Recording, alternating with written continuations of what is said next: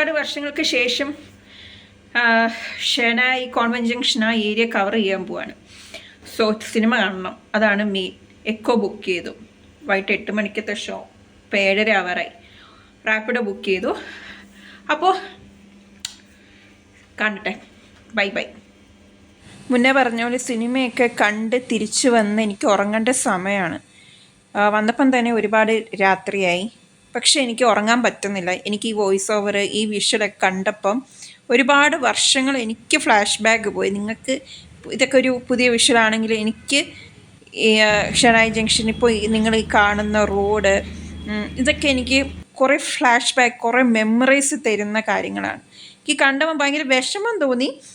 കാരണം ഏറ്റവും എൻജോയ് ചെയ്ത സമയം ഒക്കെ ആയിരുന്നു ഈ സ്പോട്ടൊക്കെ. ഞാൻ തന്നെ ആരുമില്ലായിരുന്നു, ഞാൻ ഒറ്റയ്ക്ക്. ഞാൻ ഫ്ലാഷ് ബാക്ക്, എൻ്റെ മെമ്മറീസ് പോകുന്ന പോലെ തന്നെ ഞാൻ ആ പോയ സ്ഥലങ്ങൾ, ഇപ്പം നിങ്ങൾ കണ്ട സ്ഥലങ്ങളിലൂടെയൊക്കെ സഞ്ചരിച്ച് ഞാൻ സിനിമയൊക്കെ കണ്ടെങ്കിലും, സിനിമയൊക്കെ അടിപൊളി സിനിമയായിരുന്നു കേട്ടോ. എക്കോ ആയിരുന്നു കണ്ടത്.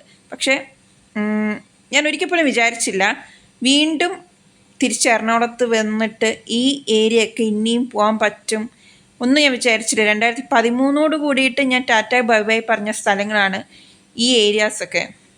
ഒരുപാട് മാറ്റം വന്നു, ഒരുപാട് മാറ്റം, കുറേ പുതിയ ബിൽഡിങ്സ്. പക്ഷേ ഷെനായി ജംഗ്ഷൻ, കോൺവെന്റ് ജംഗ്ഷൻ, ആ അമ്പലം, അവർക്കൊന്നും ഒരു മാറ്റം വന്നിട്ടില്ല. പക്ഷേ വിഷമത്തോട് കൂടിയിട്ടാണെങ്കിലും ടാറ്റ ബൈ ബൈ ഒക്കെ പറഞ്ഞിട്ട് ഞാൻ തിരിച്ച് പോവാണ്. എനിക്കിനി അറിയത്തില്ല വീണ്ടും ഉണ്ടാവുമോ.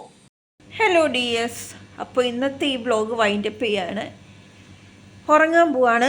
നല്ല ക്ഷീണമുണ്ട്. ഇനി ഞാൻ ഇങ്ങനെ ഇരുന്ന് കഴിഞ്ഞാൽ പിച്ചും പേയൊക്കെ പറഞ്ഞിരിക്കേണ്ടി വരും.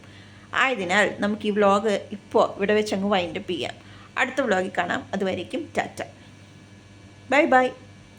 ഇതൊരു പാർട്ട് 1 അല്ല പാർട്ട് 2 ആയിരിക്കും മിക്കവാറും.